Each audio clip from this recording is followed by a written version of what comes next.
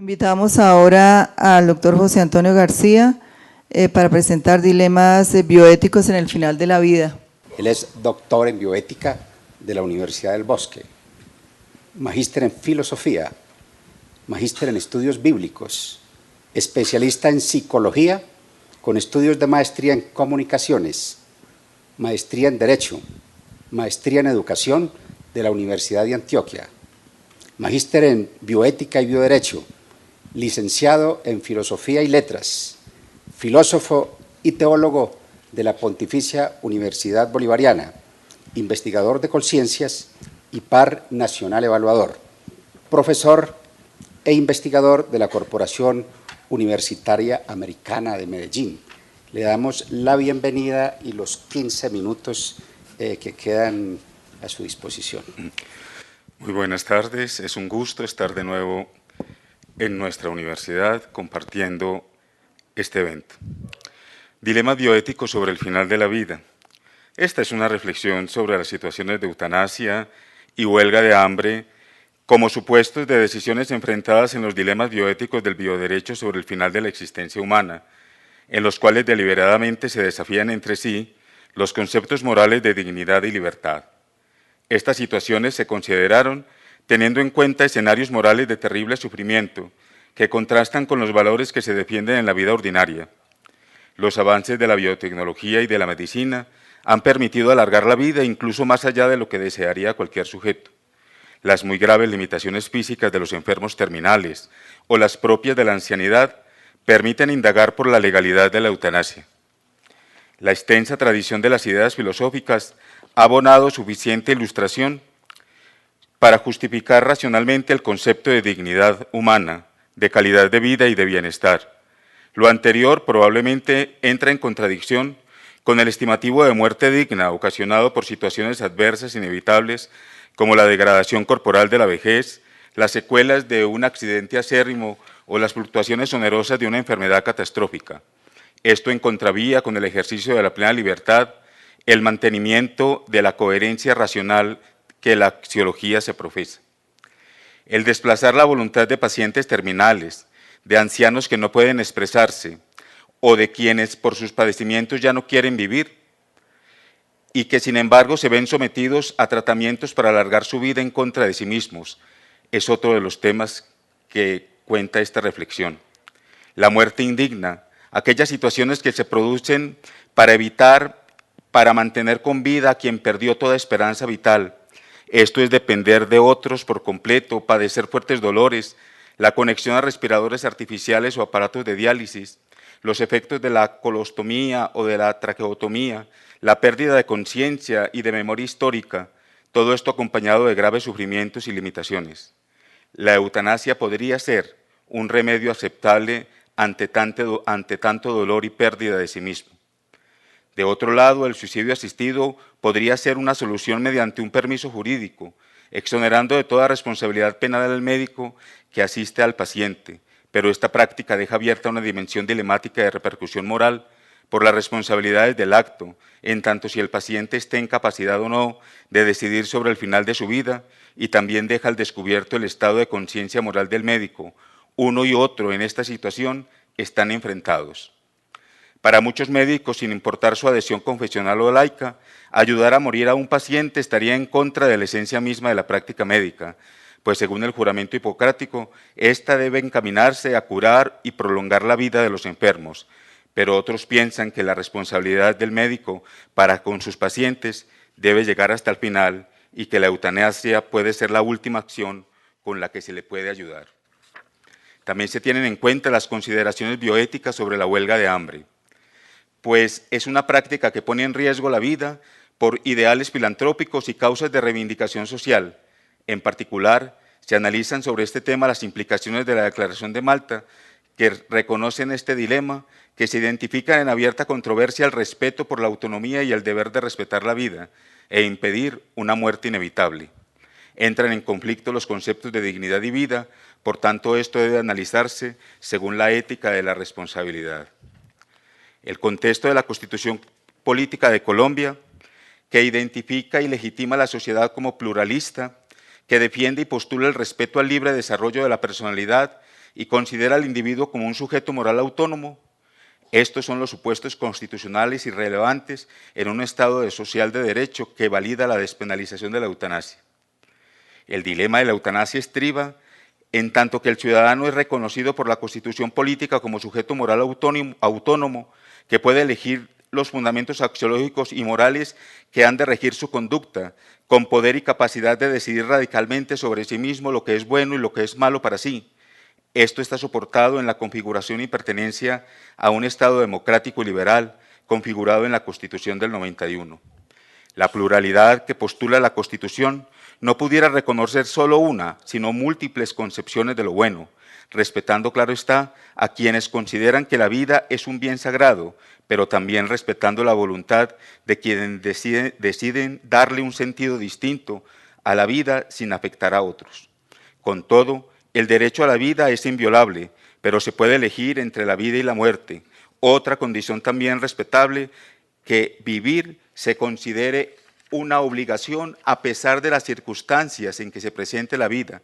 pero esto no se puede imponer coercitivamente a nadie. Si bien el Estado colombiano es democrático y plural en su concepción, la relación entre el derecho y la moral no pueden estar soportadas solo en los deberes con implicaciones jurídicas, sino también en la soberanía de los derechos subjetivos, en los ámbitos de libertad personal, en los cuales cada individuo pueda vivir a plenitud su concepción moral de la vida. La vida como tal ha sido consagrada en la Constitución Política de Colombia como un derecho y no como un deber. Por tanto, el ciudadano puede disponer vivir o morir cuando la vida se sienta seriamente afectada por una enfermedad terminal con evidente deterioro físico progresivo. El Estado no puede imponer como deber jurídico lo que la persona vive como obligación moral. El titular del derecho a la vida legítimamente puede seguir viviendo o disponer que cese la vida cuando, según él, las circunstancias lo ameritan. El Estado colombiano identifica la vida como un bien, por tanto está obligado a protegerla. Esta consideración cesa cuando el titular del derecho a la vida deja de considerar su derecho como valioso.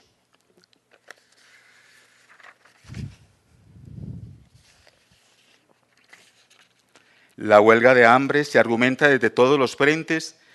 que no es legítima, pues se está atentando contra la propia vida, asegurando su autonomía y responsabilizando al sujeto de los daños. Es un mecanismo de presión en gestas altruistas o de reivindicación de derechos. Se atenta contra la salud de sí mismo, así sea por presionar la causa más noble. De esto devienen daños irreversibles a la salud y hasta la muerte. El dilema moral está planteado en la legitimidad de la acción, que si bien nace de los valores personales de quien decide iniciarla, no podría considerarse un hecho con responsabilidad social. Esa manera de presionar por medio de una huelga de hambre es una decisión personal que se expresa públicamente, no puede ser considerada una inmolación en defensa de una causa y más bien se entendería como una conducta escandalosa y probablemente permisiva que debe recibir de algunos toda recriminación moral. Según Miguel Taub, una huelga de hambre es un instrumento político que da a conocer todas las acciones que se emprendan en torno a esta decisión, en tanto son manifestaciones públicas cargadas de significación política que compromete moralmente a todos los involucrados a mantener la transparencia y la veracidad de sus intenciones, declaraciones y decisiones. La decisión de no ingerir alimentos tomada en una huelga de hambre debe ser respetada plenamente mientras dicho acto no represente una amenaza grave a la integridad física del individuo.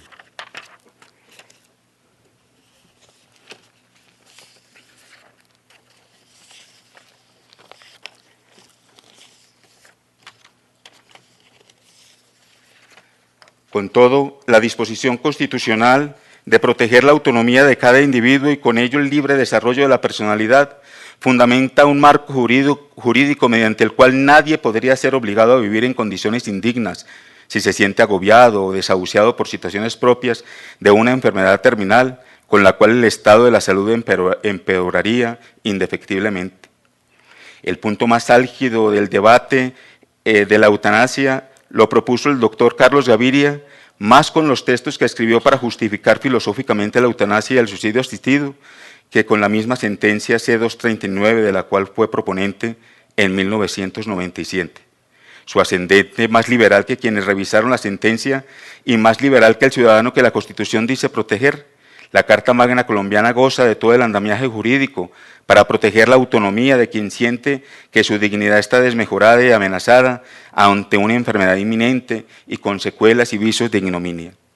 No parece pues ser un argumento de peso contundente el esgrimir como cierto y aplicable el primer artículo de la Constitución Nacional, que declara que la nación colombiana no solo es pluralista, sino que también protege la dignidad humana. Así, de igual manera, el libre desarrollo de la personalidad, contenido en el artículo 16, sin embargo, el ciudadano es autónomo y se le respeta su libre desarrollo de la personalidad. Esto tendría todos los argumentos a favor para elegir libre y soberanamente los valores y principios que rigen su conducta. No admisible es, pues, que el Estado colombiano de garante liberal propenda por la protección del ciudadano desde una visión de cuño paternalista. Con todo, la Corte no analizó lo debido en la pretensión de identificar el tema de la eutanasia con el derecho a una muerte digna. Logró declarar exequible el homicidio por piedad, pero al mismo tiempo creó una excepción en la concurrencia que se den dos condiciones: si el consentimiento informado del sujeto pasivo de la práctica eutanásica y si se cuenta con la presencia de un profesional en medicina que prepare todo lo atenuante con la muerte del paciente, respaldado por el consentimiento y por un comité interdisciplinario. Así, el médico estaría exento de responsabilidad penal y con ello la Corte autorizó una causal de justificación frente a la eutanasia. El Estado colombiano está obligado a proteger la vida, pero esta función está totalmente adherida con el respeto a la dignidad humana, la autonomía personal, el libre desarrollo de la personalidad y la prohibición de tratos crueles e inhumanos de cara a los derechos inalienables de la persona humana protegidos por la Constitución Nacional. Lo anterior adquiere una importancia capital cuando estos derechos son invocados por una persona que padece un estado de salud irreversible. Por esto la misma Corte señala que la decisión para enfrentar la muerte adquiere una importancia decisiva y una importancia para el enfermo terminal, que sabe que no puede ser curado y que por ende no está optando por la muerte y muchos años de vida plena, sino entre morir en condiciones que él escoge o morir en poco tiempo después de circunstancias dolorosas que él juzga dignas.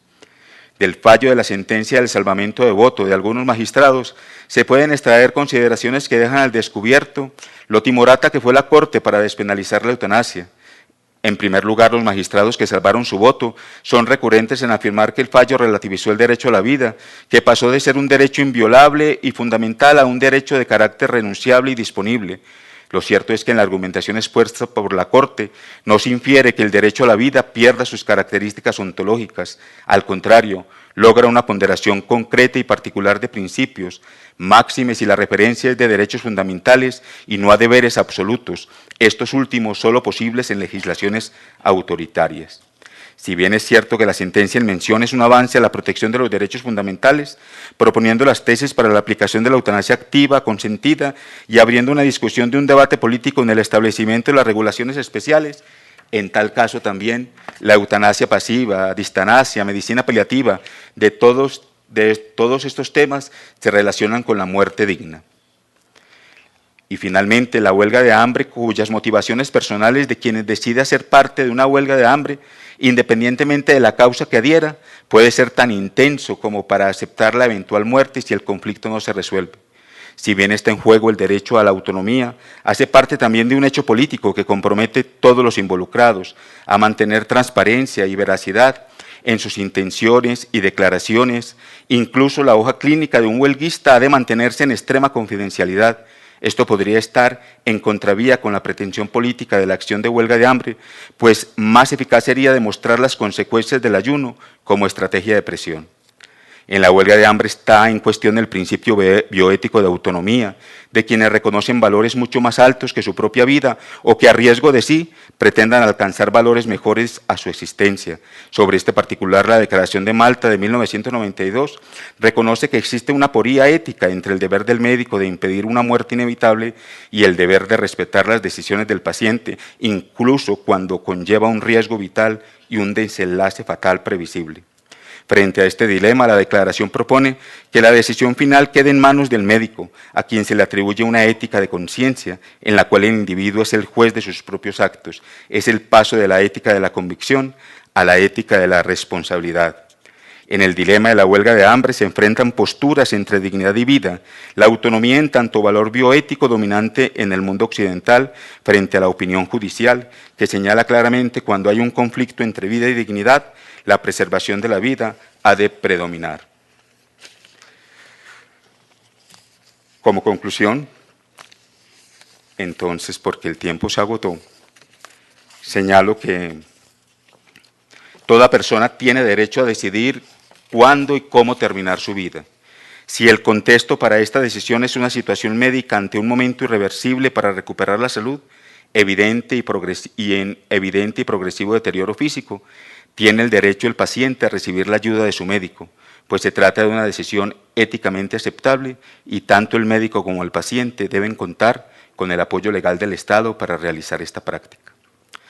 Por tanto, el debate sobre la eutanasia y el suicidio aparente en la huelga de hambre suscita controversias apasionadas porque pone en juego valores y convicciones personales, sociales, legales, morales y religiosas.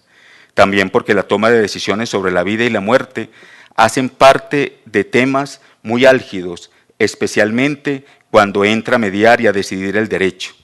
Las situaciones aquí